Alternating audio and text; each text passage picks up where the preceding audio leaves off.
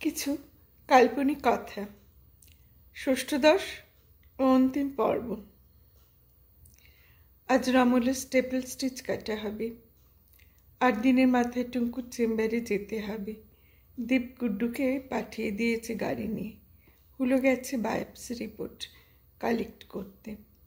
একেবারে উঠে নিয়ে টুঙ্কু নার্সিংহোমে যাবে স্টিচ কাটতে। মুন্নি রমলাকে ধরে ধরে পশ্চিমের বারান্দায় এনে বসায় তৈরি করে। গাড়ি এলে রমলা যাবে। রমলার বুকের ভিতরটা কেমন যেন দুরু দুরু করতে থাকে।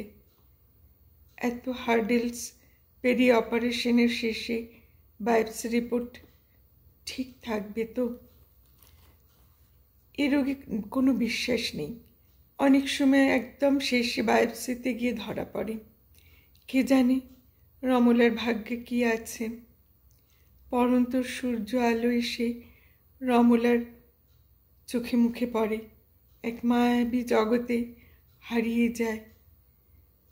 দূরে গান ভেসে আসে, कहीं दूर जब दिन ढल जाए, सांझ की दुल्हन वदन चुराई, चुप कैसे आई, আমায় প্রশ্ন করে নীল ধ্রুব তারা, আর কতকাল আমি রব দিশাহারা, রব দিশাহারা।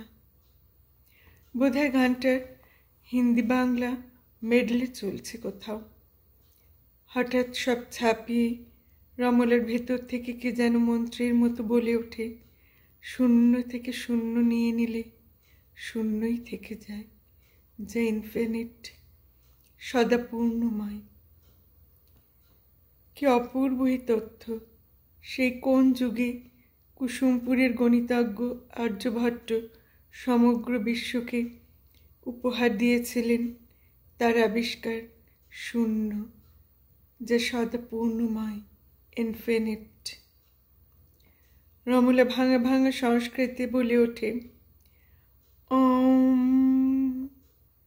পূর্ণমাদং পূর্ণমিদং পূর্ণাৎ পূর্ণমুদচ্যতে পূর্ণস্য পূর্ণমাদায়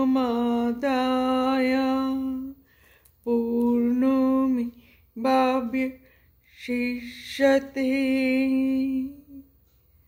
ওম শান্তি। সর্বো ভবন্তু সুখিনঃ, সর্বে সন্তু নিরাময়াঃ,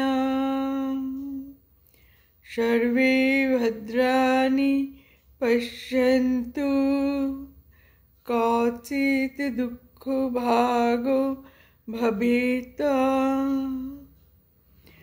ওম শান্তি